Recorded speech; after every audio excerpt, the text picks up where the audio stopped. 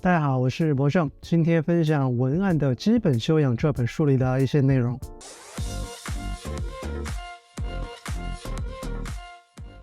其实我一直认为，只有真正的生活家才能写出好的文案。比如说像在我们的心目当中那种什么坏小孩啊、浪子这种啊，他们大多数呢是能够写出好的文案的啊。为什么呢？因为他们大多数呢是经过了这个人间疾苦的啊，知道人间百态。他生活经历很丰富，那他也能够洞察人性，也就是所谓的会来事儿嘛。那这一类人呢，他就跟相对其他人来说呢，能够写出一些好的文案。那比如说，你千万不要去叫一个什么从来没有谈过恋爱的人会写出什么推倒白富美的108式啊，这是不可能的，对吧？那很容易理解，因为他没有经历，他没有洞察生活。所以呢，文案的基本修养这一本书呢，让我产生了一些共鸣。那它指的是两个方面嘛。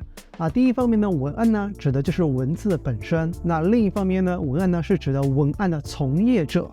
那这本书呢里边从这个文案的输出到工作心法呢都有涉猎。那就像刚才说的那样嘛，只有真正的生活家啊，洞察了人性，洞察了社会呢，才能做出好的文案。这里罗列了书里的几个知识点，那就是在写作文案之前呢，先要有3个洞察，分别是社会群体洞察消费群体洞察以及参与群体洞察。也就是说我们在写作文案之前呢，要有目的的去洞察这几个群体，从不同的维度来写文案。因为很多人呢，在写作文案呢，他有一个固有的想法总觉得我用一些非常华丽的词藻堆砌呢就是好文案，或者有的人就写一些什么曲高和寡的那种人看不懂，就是常人看不懂的那种文案就觉得自己满腹经纶才高八斗。但是呢，这种文案呢写出来往往是空洞的，没有张力的，因为没人看得懂嘛。那这些人往往呢，这些文案就是写作这些文案呢，往往都是一些自嗨式的意淫。那我这里要说的是，在写作真正的文案的时候呢，一定要先有这3个想法，就是先要有洞察，然后再输出你的文案。因为我们的文案呢是写给人看的，前提目的就是要别人先要看得懂。先说社会群体洞察，这是在写作文案之前要做的一个工作，就是去关注、去洞察这个社会群体，现在他们的关注点在哪里，注意力在哪里。那比如说现在的什么躺平啦、内卷三胎这些都是非常热的话题，也是大家也就是普罗大众关注的焦点。那因为只有这种话题，这种触及到普罗大众的观点和议题呢，才是具有很强大内在传播力的地方。那你只有去洞察到这个地方呢，你对于接下来的文案创作，也就是后期的传播呢，才有一个好的基础。然后说消费群体洞察，就像刚才说的那样，文案呢是写给人看的，而不是自己天马行空的意淫。所以呢，这个文案写作呢，就是输出的时候呢，一定要针对目标消费群体不是说写给所有人看的。那举个例子，比如说你要针对写一个手机的文案呢你说我的手机可以砸核桃这是我的卖点之一，可不可以？那绝对可以除非你的手机非常的坚硬。但是呢，现在的消费群体呢，他买手机不是为拿来砸核桃的，他是看重手机的这个性能好不好，能耗低不低流不流畅，以及它这个手机的外观能不能凸显自己的审美品味这是客户考虑的点，也就是目标客户考虑的最核心的地方。那我们写文案的时候呢，就要聚焦到这个消费群体他们关注的这些点上面来。然后说参与群体洞察，这个文案写好以后出街呢是给2类人看的。那一呢就是这个目标消费群体，就是消费群体嘛二呢就是给参与群体看的。那这个目标消费群体他看了以后呢，他会产生购买的想法另一方面就是参与群体看了以后呢，他会有想传播的这个想法。这里举一个例子比如说很多年前呢，有一则广告非常的火，就叫做怕上火喝某某鸡，对吧这个我相信每个人应该都看过这个广告。它就是很好的把这个社会群体消费群体和这个参与群体全部串联起来了因为它对于社会群体当下呢，就是饮食文化当道，很多人喜欢吃这个火锅、麻辣烫、串串当时非常的火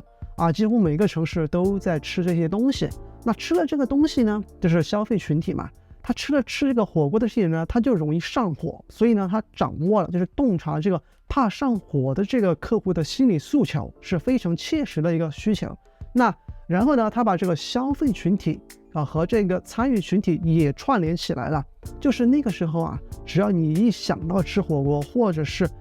没有去吃火锅，你给你朋友推荐的时候说，哎，你吃火锅的时候就要喝一瓶那个饮料有一个预防上火的作用。所以呢，这就是洞察了消费群体社会群体以及参与群体过后做出的一个相对比较好的一个文案。然后说关于文案生产过程当中涉及到的3个 idea 阶段，那也是书中说的这个 idea 金字塔，它是从上往下呢依次发散开来的。也就是说，通过一层一层的这个筛选呢，可以发散出很多不同的文案的表达的可能性。这个 idea 金字塔从上往下呢，分别是策略 idea、创意 idea 以及执行 idea。策略 idea 就是说我们要让这个受众产生一个认知改变。那这个创意 idea 呢，就是我们要去做什么让它产生这个认知改变。那执行 idea 呢，就是我们要做出一些怎么样的文案内容，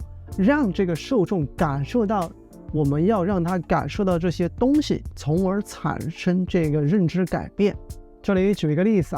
这个书中说的，如果做一个拒绝象牙交易的公益广告呢，要怎么做呢？就是要让这些买过象牙制品的人以及想买的人呢，不再去购买这个象牙制品让他们感觉到购买象牙制品呢是不道德的，是会被社会谴责的。那这就是这个策略 idea 里面说的，就是要让这些受众呢产生认知上的改变。那以前他可能没有去想过这个问题，或者觉得这没什么大不了的，对吧？那我们做这个前提呢，就是策略 idea 呢，就是要让他们改变他们的既有认知，让他们觉得这是不道德的，会受到社会谴责的行为。紧接着呢，就是创意 idea。如果我们不厌其烦的去跟这些人说，你买这颗象牙制品是不对的不道德的，会被谴责的，我相信可能没人听。那换一个角度呢，那让他感觉到他这个东西是不道德，会受到社会谴责的。什么呢？就是让他感觉到你买这个象牙呢是一种你的欲望，那你的这个欲望呢会促使其他人去猎杀大象。那这个猎杀大象，把大象那个牙割下来以后呢，然后呢制成这个象牙制品，然后你买到它，也就是说你买这个象牙就等于去猎杀了大象。那这就是创意 idea 里面说的，要让这个受众让他感知到什么？感知到什么呢？让他感知到他的这个行为就会带来大象的猎杀、大象的死亡。最后就是执行 idea 了。那怎么来表现这种残酷呢？比如说可以拍一个视频，展现这个成年大象被猎杀以后这个孤苦伶仃的小象独自面对一群虎视眈眈的狮群，那最后呢沦为了狮群的盘中餐。那其实呢就是用这个画面呢告诉受众一个成年大象被猎杀以后因此丧命的不仅仅是这个成年大象，还有他们背后的幼崽，它其实就是一个连环悲剧。所以在很早之前呢，就有一个拒绝象牙交易的公益广告，那它的广告词呢就是没有买卖就没有杀害。那我想这个可能是非常官方的，很克制，可能有很多方面的考量。那如果说再激进一点的方式，再配合刚才说的那种画面的话，我觉得用这种广告词的话可能会更有冲击力一点，那就是买一根象牙等于杀害一对大象母子。所以呢，在输出文案的时候呢，先要有那3个洞察，发现这个目标受众的真实倾向，那再根据这个 idea 金字塔的这3个 idea 的步骤制造出这个相对应的文案。那只有这样呢，才能够把对的话说给对的人听，那这样呢才能够触动受众达到一个理想的文案传播效果。以上呢就是我关于文案的基本修养这本书的一个简单分享。那如果你有其他更好的想法呢，也可以留言告诉我。那本期视频就是这样了，下次见，拜拜。